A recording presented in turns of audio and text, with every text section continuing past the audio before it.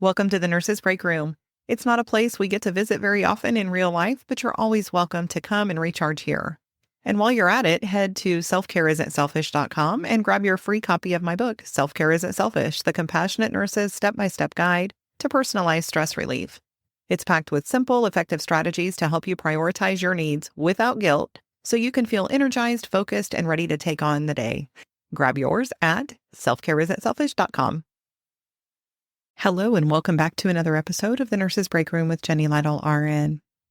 Today, we're continuing our conversation from last week when I was talking about the International Women's Day presentation that I gave, and I just wanted to highlight some things from that. So last week, we talked about domestic violence and just some statistics related to women and gender inequality. And so this week, we're going to focus on ways that we can make a difference. And I really struggled with this when I first started it because I thought, I'm not somebody who's going to go to Washington and march. But as I say that, I guess I can't say that I never would, but that's not something that I've really seen myself doing. But I do think that there are ways that regardless of how we're wired, regardless of the things that we feel called to do, we can make a difference. And so I think that the way that we do that is we recognize our own worth and we stop comparing ourselves to other people. Because there are some people who really want to be at the forefront and at the center of making change, and that's wonderful. But that doesn't mean that our contributions can't be valuable.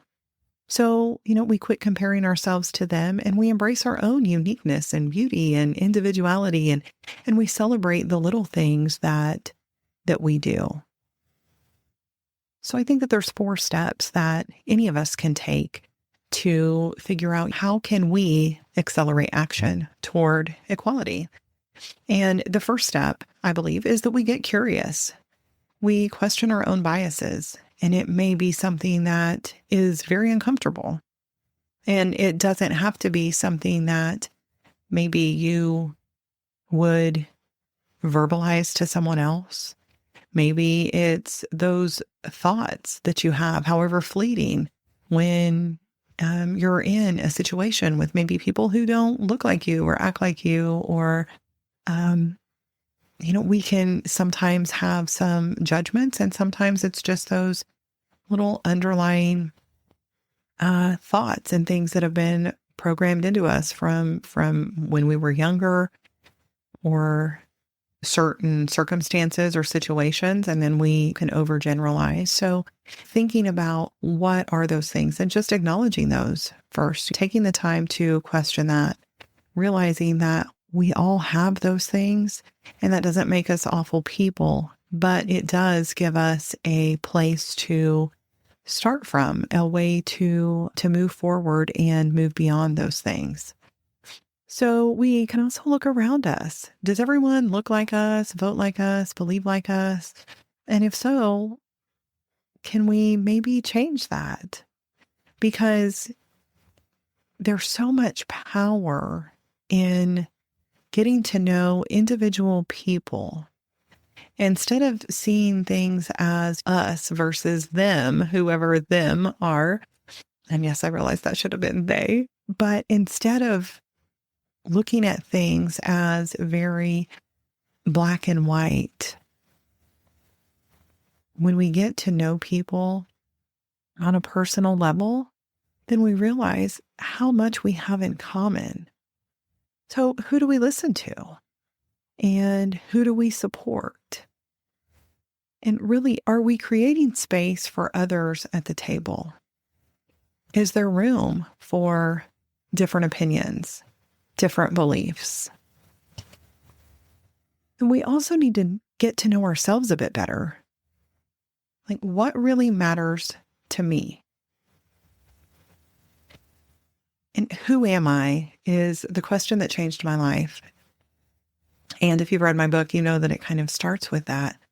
And it was a long uncomfortable, sometimes kind of painful journey to answer that question. But it also helped me to get really clear on who I am and who I'm not. And that helped me to let go of a lot of other things. So when we stop trying to be what we think we're supposed to be, then we can step into who we really are, who we're really called to be. So step 2 is we get involved. What breaks your heart, or what do you feel passionately about?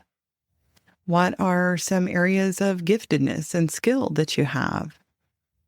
And being able to connect with others in a mentor or mentee role, clubs or churches or classes, reading, joining networking groups. Some of them are meant specifically for people who are business owners or in a leadership role, but a lot of them are open just to anyone who has something in common. I am part of the local Chamber of Commerce, and the Women's Business Council is a part of that, and it's a wonderful group of strong and encouraging, empowering women.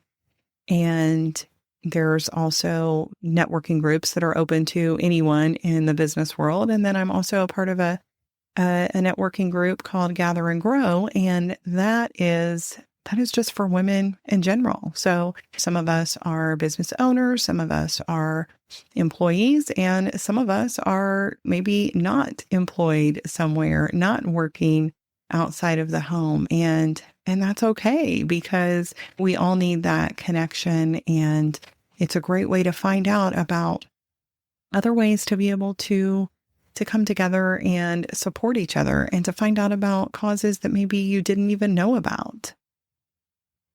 So step 3 is we let go of the things that are holding us back, of our old identities.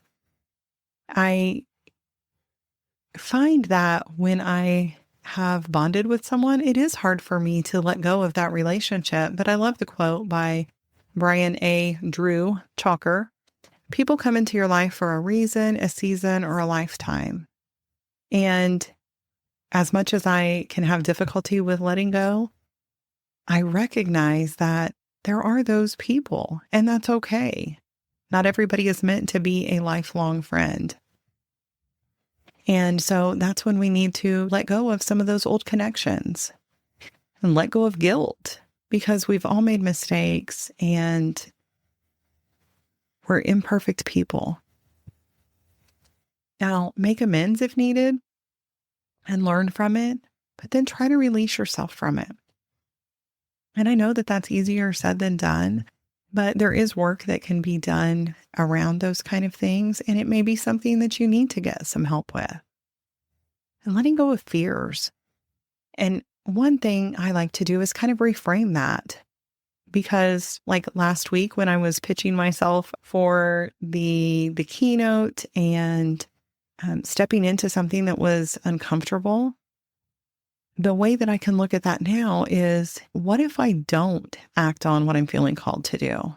And to me, that's scarier than anything that might happen if I do just lean into my intuition. And that also goes along with letting go of the shoulds.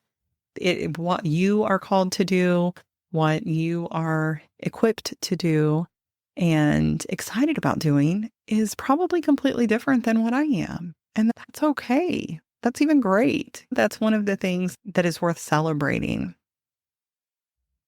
And so step 4 is we embrace our authenticity.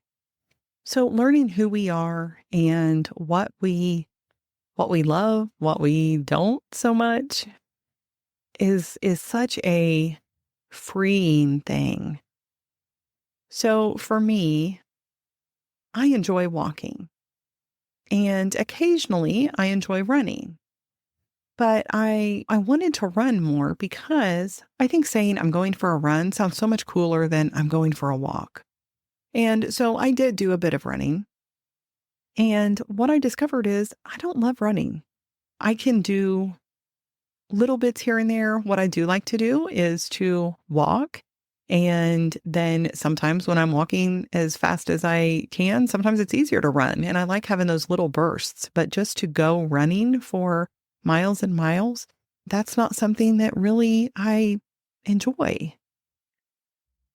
I still think it sounds cooler to say I'm going for a run, but I'm at the age and the stage in life where that doesn't matter as much to me as enjoying my time. And so now I focus more of my time and attention on what works for me in this current stage of my life and what aligns with my values and my beliefs and my priorities. And my priorities are things that fluctuate depending on the day, the week, the month. My values are the same, but priorities change depending on what's going on and my schedule. There's a lot going on, and sometimes I've got to say no, even to good things that I'd love to take part in because there's only so much time. And I do like to have a bit of margin. And there's times when I really get it upside down, and then I feel that and I just reassess and kind of reset things. And just a few other simple ways that we can accelerate action toward equality. We can support women-owned businesses, and we can read and listen to diverse perspectives and be open to unlearning some of the harmful stereotypes or biases that we've held. And we can also support domestic violence and mental health initiatives. And I'll end with this quote by Maya Angelou. We may encounter many defeats, but we must not be defeated. And another one by Serena Williams. Every woman's success should be an inspiration to another. We're strongest when we cheer each other on. Until next time, remember, self-care isn't selfish. It's essential if we want to continue to care for others and live our best lives. Thanks so much. Disclaimer. Although I am a registered nurse, the medical and health information contained in this podcast is provided for general information and educational purposes only and is not a substitute for professional advice. Therefore, before taking any actions based upon such information, I encourage you to consult with appropriate professionals. I do not provide any specific medical or health advice, and the use of or reliance on any information contained in this podcast is solely at your own risk.